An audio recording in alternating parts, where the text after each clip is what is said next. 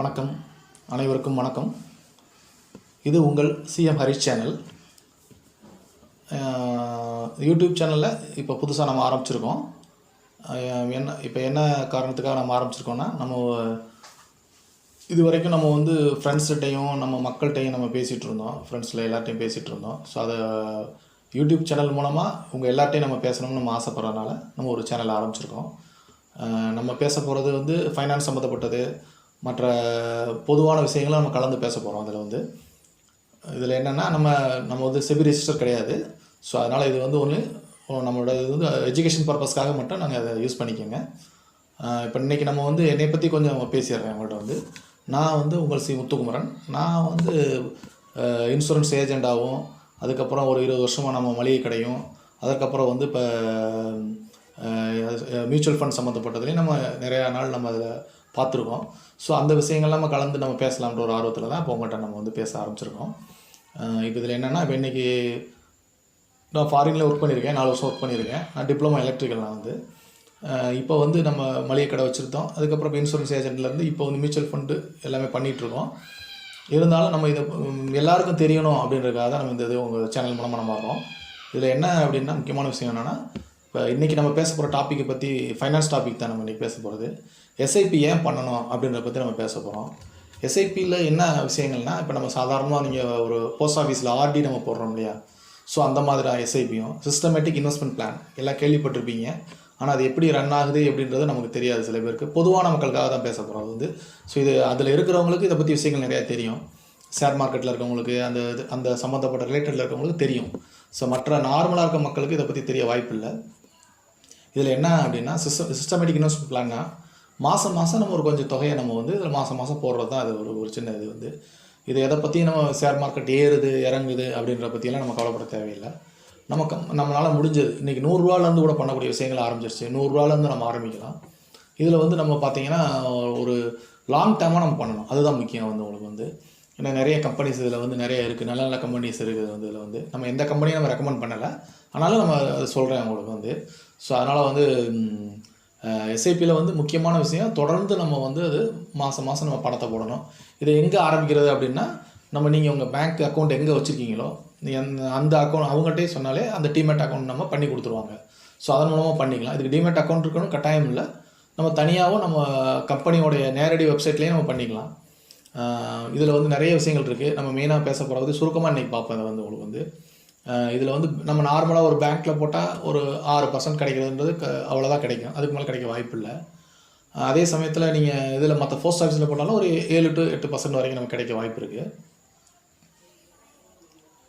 அதுக்கப்புறம் பார்த்திங்கன்னா, இப்போ நம்ம இதெல்லாம் தாண்டி நமக்கு இன்றைக்கி இன்ஃப்ளேஷனை ஃபீட் பண்ணுற மாதிரி ஒரு வருமானம் வேணும். அதை தான் நம்ம பேச போகிறோம். ஸோ அதனால் இன்றைக்கி இன்ஃப்ளேஷன் பார்த்திங்கன்னா, இன்றைக்கி 6 to 7 வரைக்கும் இன்ஃப்ளேஷனும் போய்கிட்டு இருக்குது. அது இன்ஃப்ளேஷனை தாண்டி நமக்கு ஒரு வருமானம் வரணும்.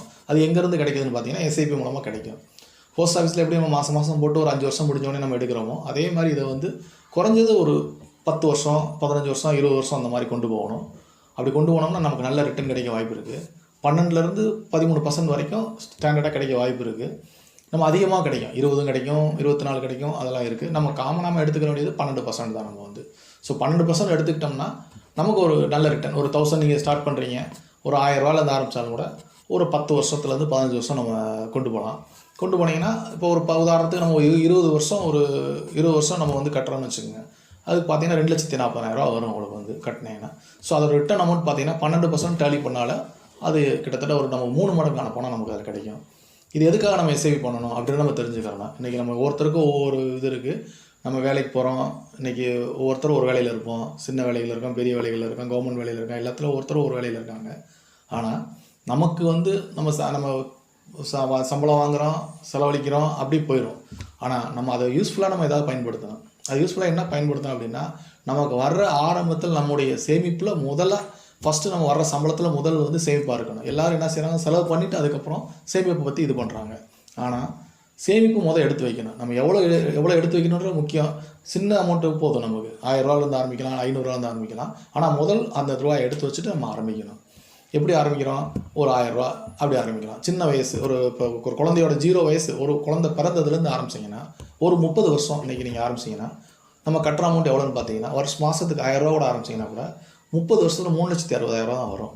ஆனால் அன்னைக்கோட மதிப்புக்கு 12 to 13% எடுத்தாலே கிட்டத்தட்ட அது வந்து நம்ம எங்கேயோ போய் நிற்கும். 80 லட்சம் 70 லட்சம் இந்த மாதிரி வந்துடும். ஸோ அதை நம்ம கால்குலேஷனாக உங்களுக்கு காமிக்கிறேன், டேபிளில் காமிக்கிறேன். அந்த மாதிரி நீங்கள் ஒரு 1 கோடி ரூபாய்ன்றதை கூட நம்ம ஈஸியாக வந்து சின்ன வயசில் ஆரம்பித்தா 1 கோடி ரூபாய் கூட ஈஸியாக நம்ம அச்சீவ் பண்ண முடியும் 30 வருஷத்தில். நம்ம 12 to 13% தான் எடுத்துக்கிறோம். ஆனால் அதுக்கு கூடவே கிடைக்கக்கூடிய நிறைய திட்டங்கள்லாம் இருக்குது. நான் சொல்கிறது வந்து அட்வைஸ் கிடையாது, இதை நான் ஒரு உதாரணத்துக்காக சொல்கிறேன்.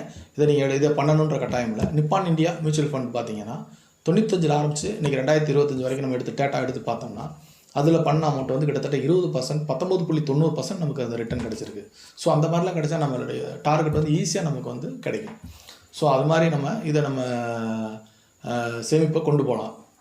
சேமிப்பு ஏன் அவசியம் அப்படின்னா, இன்றைக்கி ஃபஸ்ட்டு குழந்தை பிறந்தவனே ஆரம்பிக்கலாம். ஆனால் அதை விட ஒரு முக்கியமான விஷயம் என்னென்னா, நீங்கள் எப்போ வேலைக்கு போகிறீங்களோ, நீங்கள் படித்து முடித்து வேலைக்கு போகிறீங்களோ, இந்த வேலைக்கு போகிற முதல் ஸ்டார்டிங்கில் நீங்கள் முதல் சம்பளத்துலேருந்தே இதை ஆரம்பிக்கணும். முதல் சம்பளத்துலேருந்து ஆரம்பிக்கணும்.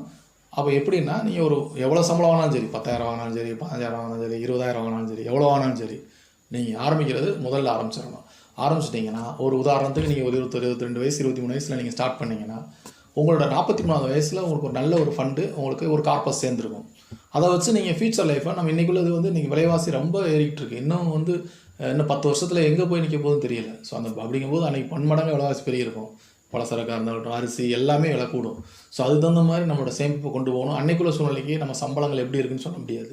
ஸோ இதை சைடாக நம்ம வேலைக்கு போகிற பசங்க, இன்றைக்கி ஐடி ஜாபில் இருக்காங்க, ப்ரைவேட் கம்பெனிஸில் இருக்காங்க, கவர்மெண்ட் ஜாபில் இருக்காங்க, இவங்களுக்கெல்லாம் சின்ன வயசில் இதை பார்க்குற நீங்கள் சின்ன வயசு பசங்களாக இருந்தால் கண்டிப்பாக 23 வயசில் அதை ஸ்டார்ட் பண்ணிங்கன்னா ஒரு 43 வயசில் ஒரு நல்ல ஒரு கார்பஸ் ஒரு 50 லட்சமோ ஒரு கோடியே ஈஸியாக நீங்கள் அச்சீவ் பண்ண முடியும். அப்படி பண்ணிட்டீங்கன்னா அதை நீங்கள் ஒரு பேங்க்கில் போட்டால் கூட அதோடைய அமௌண்ட் பார்த்தீங்கன்னா ஒரு 6% எடுத்துக்கிட்டிங்கன்னா கூட அது எவ்வளோ வரும்னு பார்த்தீங்கன்னா, மாதம் அதை வச்சு நம்ம 6% வருஷத்துக்கு 6 லட்ச ரூபா. இன்றைக்கி அந்த 6 லட்சத்தை வச்சு நீங்கள் ஈஸியாக மெயின்டைன் பண்ணிக்கலாம் அந்த வாழ்க்கையை பின்னாடி ஸோ அதுக்காக தான் நம்ம இந்த எஸ்ஐபி பற்றி நம்ம பேசுகிறோம்.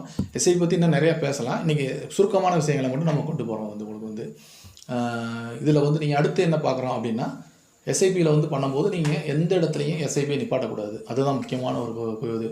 நீங்கள் ஆரம்பிக்கிற தொகை எவ்வளோ வேணாலும் இருக்கலாம், சின்ன தொகையாக இருக்கலாம், பெரிய தொகையாக இருக்கலாம். ஆனால் நீங்கள் ஆரம்பிச்சிட்டிங்கன்னா விடாமல் கஷ்டப்பட்டாலும் அதை கொண்டு போயிடணும். அப்படி கொண்டு போனீங்கன்னா ஒரு நல்ல அமௌண்ட் வரும். அப்படிங்கும்போது உங்களுக்கு நல்ல ஒரு ரிட்டர்ன் கிடைக்கிறதுக்கு வாய்ப்பு இருக்குது. அது ஒரு நீங்கள் ஆரம்பத்தில் நீங்கள் உங்களோட பேச்சுலராக இருக்கும்போது ஸ்டார்ட் பண்ணிட்டீங்கன்னா, அடுத்து உங்களுக்கு மேரேஜ் ஆகிற அப்புறம் குழந்தைகளுடைய படிப்பு மெயினாக, அதுக்கப்புறம் அதோட மேரேஜு, இப்படி எல்லா விஷயங்களுக்காக நம்ம பணம் தேவைப்படும். அது அந்தந்த சமயங்களில் நம்ம அந்த மாதிரி ஆரம்பிச்சுக்கலாம். நான் 95 ஆரம்பித்து கிட்டத்தட்ட இப்போ வரைக்கும் உள்ளதில் நானும் என்ன சின்ன சின்ன சேவிங்ஸ் பண்ணியிருக்கேன். நான் அதனோட அனுபவங்கள் எனக்கு கொஞ்சம் இருக்குது.